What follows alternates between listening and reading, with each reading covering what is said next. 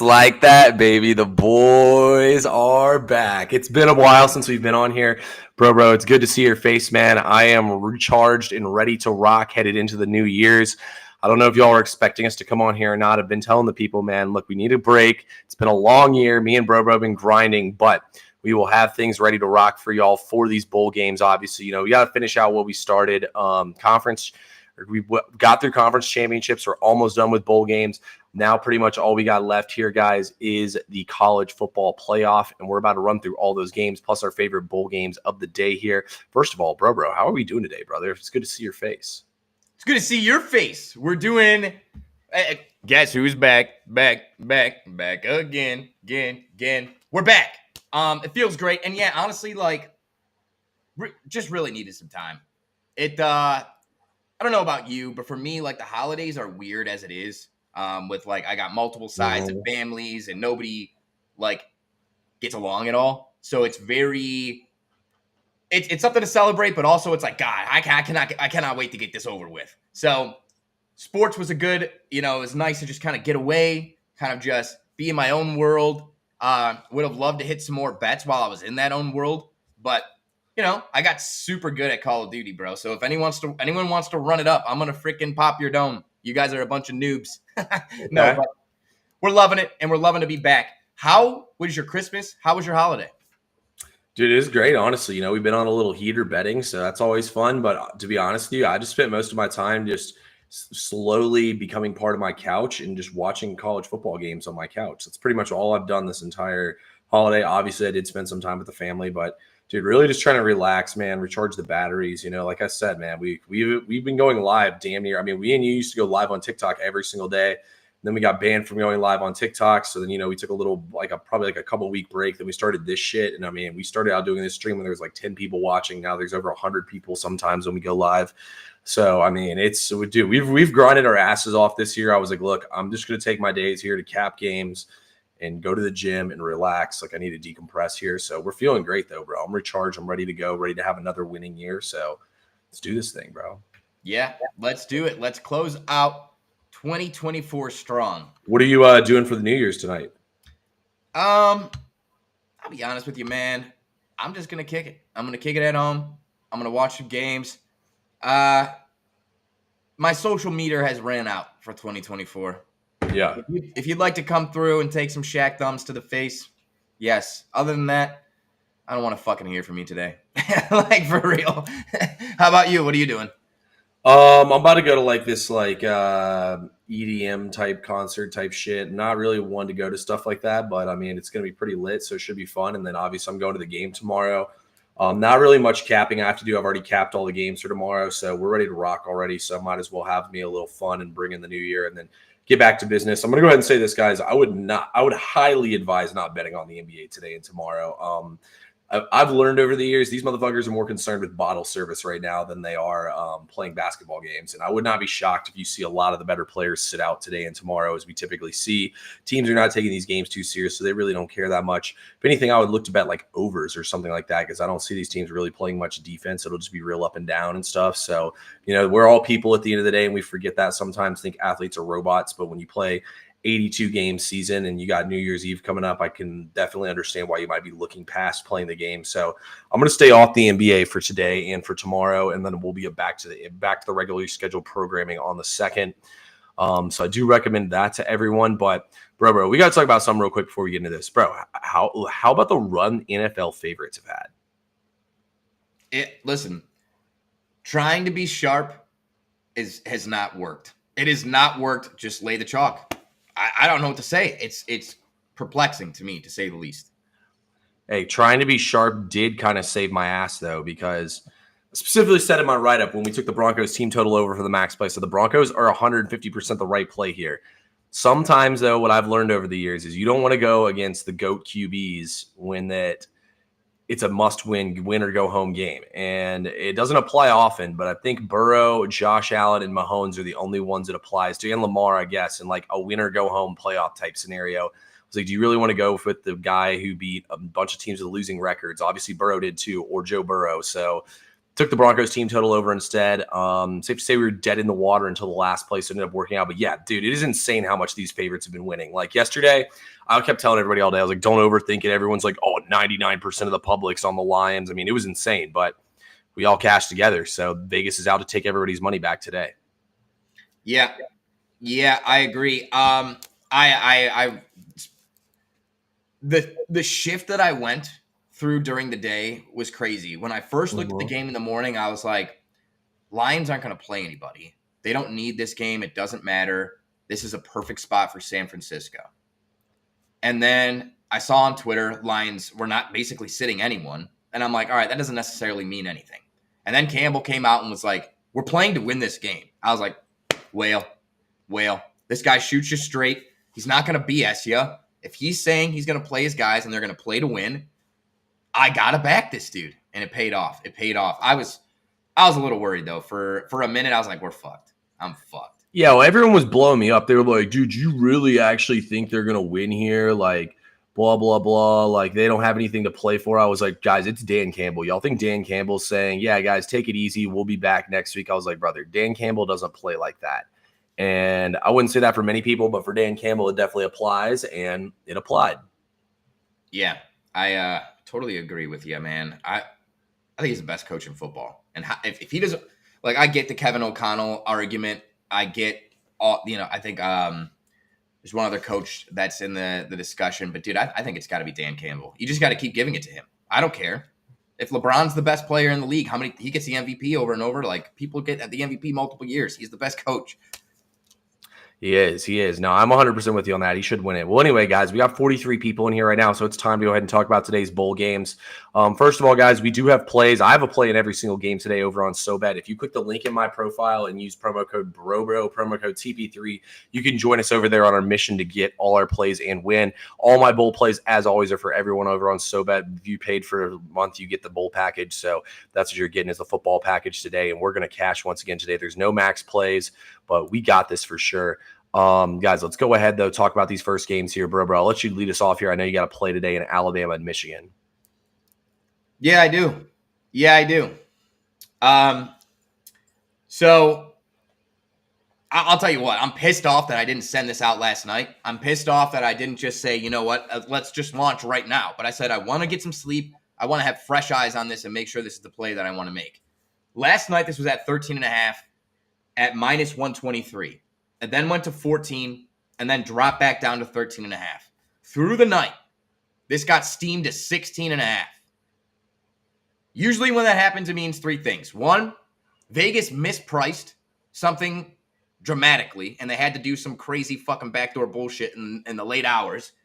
Two, there is huge money coming in on Alabama. Or three, and probably the most likely, there's a lot of money plus a lot of volume coming in on Alabama, and they need to try to get this to 50-50. Because that's ultimately the goal, is to get it to as close to 50-50 as possible. And there's no money coming in on Michigan for a good reason. Michigan has played five top 50 defenses and hasn't scored more than 17 points in any of those games. They're out. Key contributors, their number one wide receiver, their number one tight end, both running backs, including Mr. Edwards, who's probably their best offensive weapon. Milrose in. Ryan Williams in, Jam Miller's in. Basically, Alabama is playing. Like, obviously, they have some key. They're missing some people in the secondary. Mackay or whatever his name is, he's out. But still, with the depth that Alabama has, the athleticism that they have, Michigan's just not going to be able to score. Ohio State versus Michigan was their Super Bowl. They blew their load in that game, and you can't.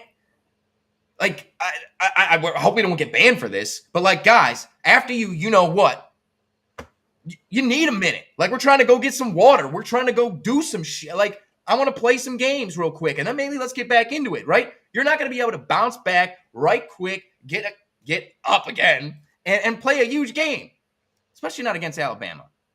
We love Alabama, but I took minus 13.5, and I'm giving you a whale. It's 3-unit play. It's minus 150, so 3 units will only win you 2 units back. But that's the play. I sent him at 14 to VIP last night. Don't be scared to lay it up to 17, in my opinion. All the things Bro said, plus think about this. Kalen DeBoer, disappointing season in his first year as Alabama head coach. He wants to leave. He wants to inspire like faith in winning into this fan base. Also, too, Alabama lost to Michigan in the Final Four last year. It's revenge. Kalen DeBoer lost the national championship to Michigan. It's revenge. Michigan's missing 2 top 5 picks on defense. They can't throw the football, so they can't even take advantage of the secondary. Alabama boat racism. Don't overthink this one. Guys, my favorite bowl play of the day that's not a college football playoff game. We're going to break down all the college football playoff games. We're just giving our favorite play in the other games.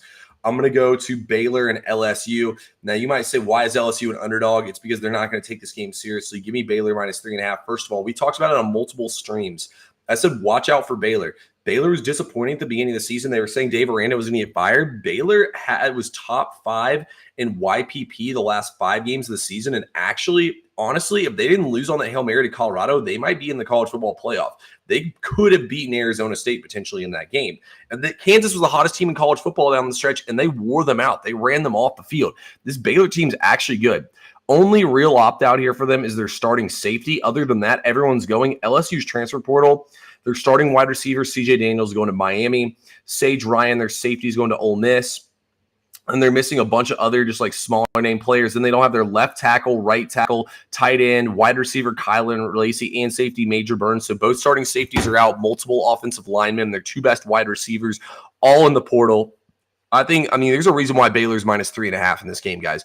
Baylor in my, like, going into the bowl season, Baylor is one team I had checked off. Like, we're 100% betting them. Whoever they're playing, we're betting on them.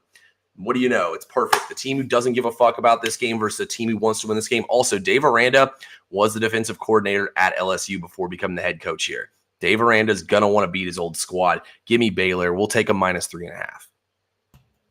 Yeah, I love that. I love that. Just a couple of points to add. Baylor, their offense started out slow. 5 of the last 6 weeks, they've scored more than 30 points. Yep. So, guys, I got to play over on SoBet really quickly. It's Baylor money line, team total over 29.5. Parlay it. I like that. No, I really like that, honestly. Like I said, LSU's missing the 2 guys in the secondary, their 2 safeties. Also, Harold Perkins out for the season. Like, LSU guys does not care about this game at all. Yeah, and like I caution people that want to take the over in this game because I almost did it, and it still may be the play. But like Nussmeier doesn't have anybody. He's the only one that's going to be out there. I like the team total better because I think we're going to see Nussmeier make mistakes and turnovers, and Baylor's going to have short fields. I just don't know if I trust LSU with no weapons to do their half. Like, this might be kind of like an ugly blowout. I'm with you on that one, man. I think this one could get ugly real fast. And also, too, I mean, LSU barely beat Wisconsin with like their backup team in their last year. So all the more reason here to back the Baylor Bears. Guys, we do have what were you say? Well, yeah, I was just going to say, I know you got a play in the Washington game. Do you want to just highlight it really quick? Nah, we're keeping that one on SoBet. Okay. I'm keeping my play in the South Carolina game on SoBet as well. But we're about to give you all free plays in all the college football playoff games. So that's why I'm keeping those over there. Yes, sir. Yes, sir. Same. I do have plays in the Washington game over on SoBet. I don't have a play in the South Carolina game. I like South Carolina as a dog, as a favorite. I'm just a little bit sketched out. I'm a little worried about Illinois being able to do anything against that defensive line. They might get absolutely ravaged. So that's why you got to go with TP3 over there on SoBet, baby. Sign up. Code is TP3, baby. Yeah, I think that one's going to be ugly. But anyway, let's get to the first game here, guys. We got to kick it off tonight. Definitely going to watch this before I step out tonight. We got the Penn State Nittany Lions laying 11. The total currently sits at 54.5, so it's getting steamed up right now versus number 9 Boise State. Bro, I'll let you do the – actually, wait, you want me – let me do the honors. I'll start us off with this game. Look, I absolutely love Penn State minus 11 in this game. I thought about this game a lot, did a lot of looking into things. I don't know, man. I'm pretty worried about Boise State here. Boise State struggled with UNLV. We saw how bad UNLV looked in that bowl game against Cal. I mean, we know what they want to do here. They want to run the football, and I like Penn State's corners on islands against these Boise State receivers.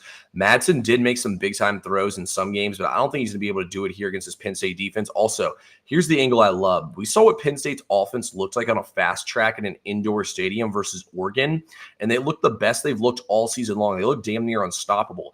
I think they can do all the same things here to Boise State, and they will be able to move the ball up and down the field here. The thing about Boise State playing Oregon is Oregon had a big game on deck and was kind of looking past that game with Boise State. And I don't think they're going to do – and this time it's not like they're like the underdog nobody's ready for. Everyone's ready for GT. Everyone's ready for Boise State here. Boise State is the target on their back in this game. And don't get me wrong, they've had a great season. They're a good team and all, but they're not on the same level here as Penn State. I think James Franklin gets his offense humming. Katron Allen will run all over them in this game. While Boise State does have good defensive numbers, let's not forget who they were actually playing against. They played such a weak schedule this season. I think Penn State boat races them here. 11 is not enough. I think Penn State should be like a 2-touchdown favorite here. I would take Penn State all the way up to 14. I think the final score of this game will be something like 38 to like 20. I think Boise will get a garbage time touchdown, and they might score early in the game on scripted drive, and that's about it. Yeah. That's pretty spot on right there. I couldn't agree more. Guys, like, I think there is going to be an upset in this round of the playoffs, but this game is not it. There's a reason this game is tonight when everybody's going to be out, everyone's going to be partying, everybody's going to be doing everything but basically watching this fucking game. It's probably not going to be a good game. I like Penn State as well. An interesting thing, and depending on how the day goes, I might even ladder this and try to dip into some plus money.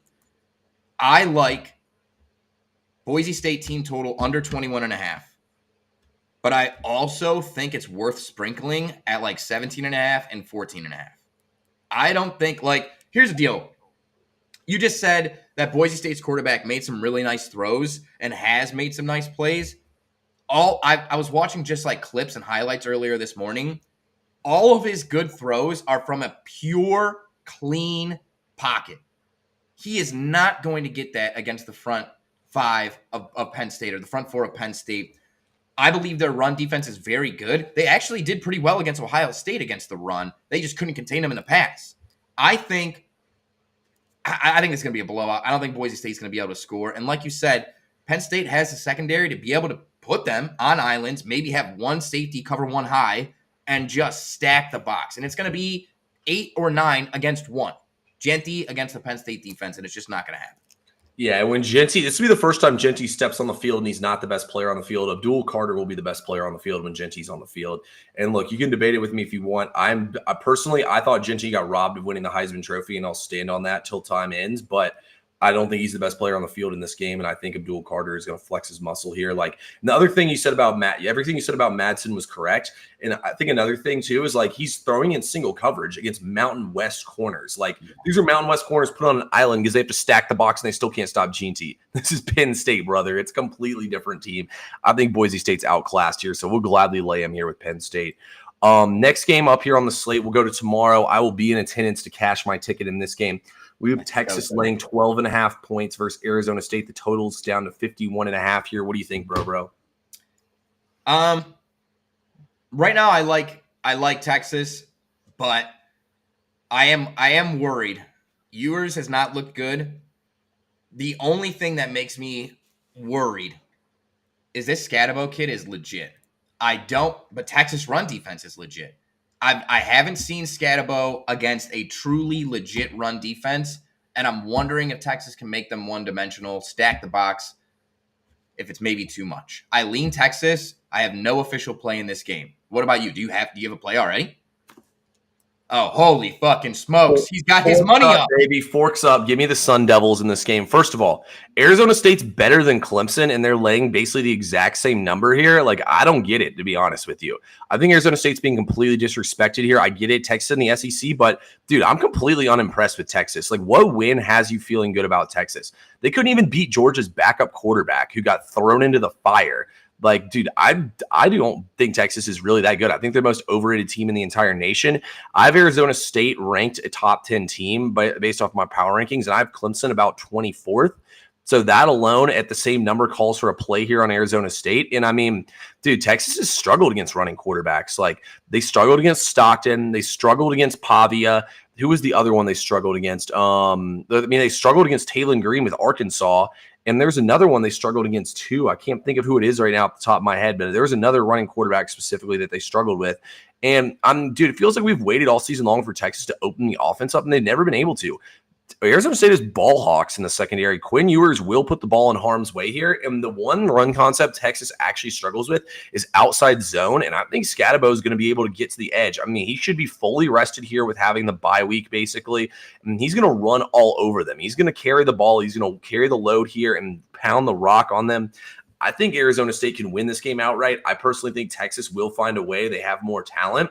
But I think this is going to be a tight-ass game. And Sark doesn't exactly have the best record in big games. That was really his first win in a big game outside of winning the conference championship. He's come up short every single time he's come on the biggest stages. And I think Levitt's really underrated too.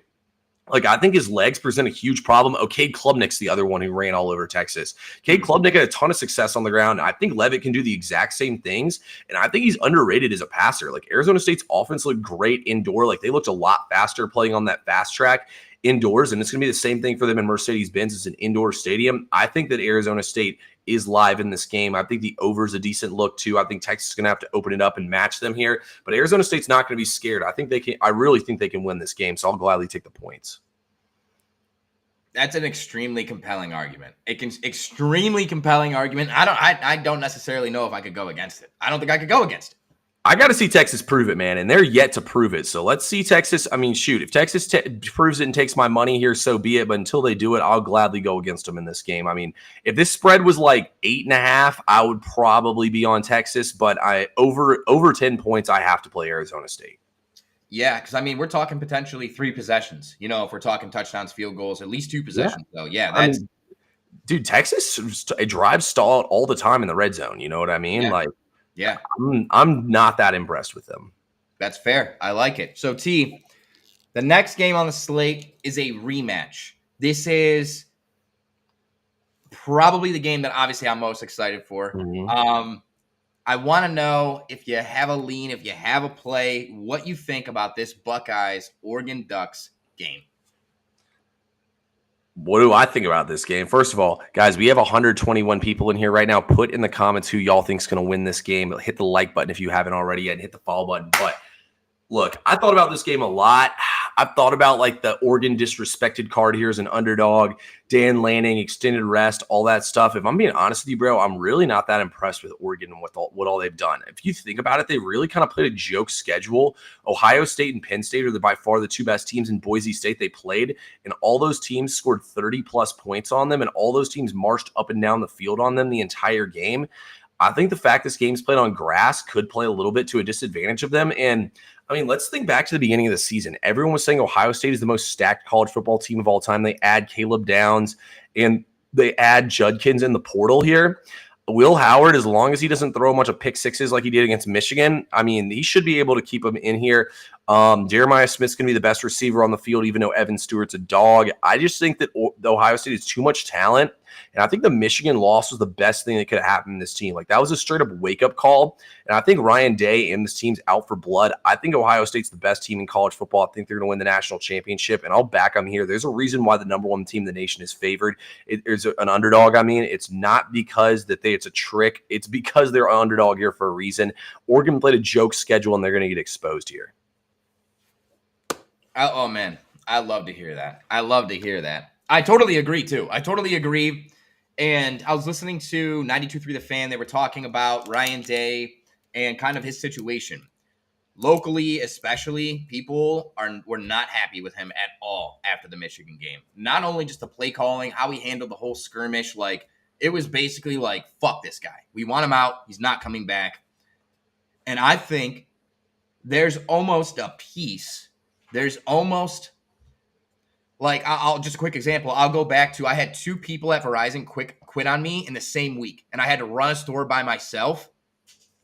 That week was our best fucking week. I was like, fuck it. I'm here. I'm basically locked in this bitch. Let's just make some fucking money and slang shit out. And it's like the same thing. He's like, fuck it. I got nothing to lose. I have to be aggressive. I'm fighting it. Desperate people do desperate things. And last game, you saw Ohio State open it up like you haven't all year. And I'm wondering if almost they came out against Michigan with either a vanilla game plan or just like a conservative, scared game plan. Ohio State should have beat Oregon. If Will Howard slides down 2 seconds earlier, we're talking about a game-winning field goal, and we're talking a completely different story here. So I love Ohio State. Yes, it's biased because I'm an alumni, but I'm throwing a lot on Ohio State. This might be my first 5-unit play, 5-unit play in a long time. Yeah, I'm sticking with 1 unit on all these plays, but I definitely think you have everything right there. So I'm just going to stick with 1 unit. I don't know why, but I just feel like I haven't had as great of a handle on college football this year as I have in the past year. So I'm just going to stick with 1 unit here, but I'm 100% with you on this one, bro. I think this thing's going to cash. Next game up here on the slate in the last game, we got Georgia taking on Notre Dame, which is kind of weird to me. This game's not here in Atlanta, but anyway, you look at this matchup between Georgia and Notre Dame, and the spread right now currently sits at Georgia -1 or -1.5. The total's at 45.5. By the way, those -1.5s on Georgia are plus money. They're like plus 100. Anyway, though, let's break this game down here, bro. What do you think's gonna happen? I don't know. What the fuck is this shit? I don't even know where Clemson is. What state is that in? North Carolina? South Carolina? South Carolina. It's on the border. I've never been. Thanks, though. I'm taking Ohio State money line. It's -130. You might as well. Yeah, money line. But T, I got a question. What's up? Who's that coming down the track? It's a mean machine in red and black. Let's go, baby! You finally remembered. Yeah. I love the dogs. Give me Georgia. I don't give a fuck if they have a backup quarterback. Listen, this might be an improvement. Carson Beck is garbage. The smartest thing he could have done is go to the NFL. Get the fucking money you can get. Let some dumbass team draft you in the 3rd round or some shit because he's fucking cooked. I think this is the best thing that could have happened. This is the best thing that could have happened. Georgia's going to run the ball all day, all night. Their defense is just – listen, Notre Dame lost to Northern Illinois at home. I understand it's just one game. I understand they looked good last week. That's like the worst thing that could have happened for Notre Dame. Everyone's going to be all over Notre Dame here because of the no quarterback. Listen, you see that. Let's just look at it like an example. Washington versus Louisville. If Louisville's quarterback's playing in this game, Louisville's favored by 7.5. Okay? Georgia's quarterback is not playing, and this is fucking pick'em. What is that telling you, guys? What is that telling you? Georgia is just the elite team. Elite talent. Georgia. I'm with you on this one, man. Georgia's struggled against running quarterbacks this year, but I think that it actually prepares them better for this spot because Riley Leonard's not really a good passer. So I think they're going to learn from their mistakes here and pack the box here, and they're really going to shut down this Notre Dame run game. Also, too, Georgia has all the advantages. You don't really know what their offense is going to look like, and they can really open their run game up, especially with Trevor Etienne back. I'm pretty sure they were rolling with a 3rd-string running back in the SEC championship game. So they actually have a healthy run game, a healthy offense, time to prepare here. Kirby Smart's a better coach. He wins these big games for a reason. Kirby Smart's going to come in here prepared, have the game plan ready to rock. I'm with you, bro. I don't see how we can take Notre Dame here. I think this will be an ugly, grinded-out game, like a 17-13 type game. But the mean machine in red and black are coming down the track, baby, and they're going to get it done. We love it. I couldn't agree more. What is the total set in that game? Isn't it like 45.5? Fuck. All right. Yeah, when it was at 42.5, I was going to take the over, but it got steamed back up to 45.5. So it's back in just like no man's land. I don't know. I'm not going to take it though. I could really see like somebody having like a drive where they drive down the field like 8 minutes and then getting stuffed on 4th down and not scoring. Like that's what this game feels like, the SEC championship game all over again, where it's just going to be a gross, grinded out in the trenches type game. Yeah, I agree.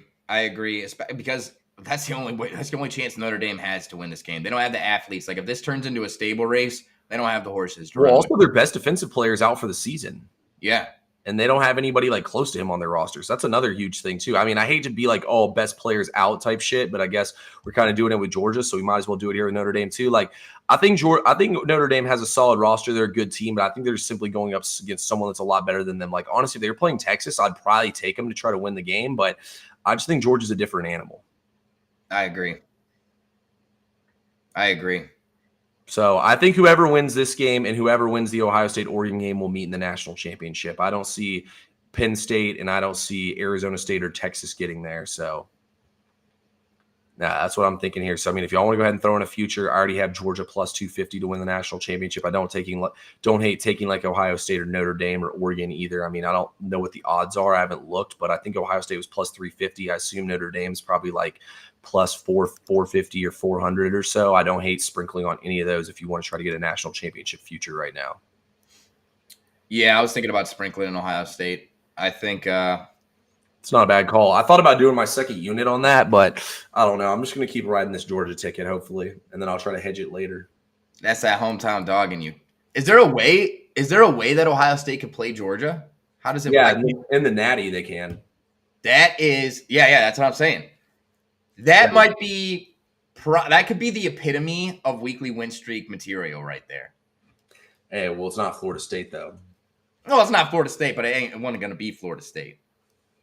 But no, we would be going head to head. It's all right. We already got robbed of our national championship last year, so it is what it is. Yeah, that was fucked. Yeah, the NCAA broke our program, but you know we're not going to cry about Florida State's irrelevant ass on here. We'll cry about that next year when we win the national championship. But anyway, bro, you got any parting words for the people, man?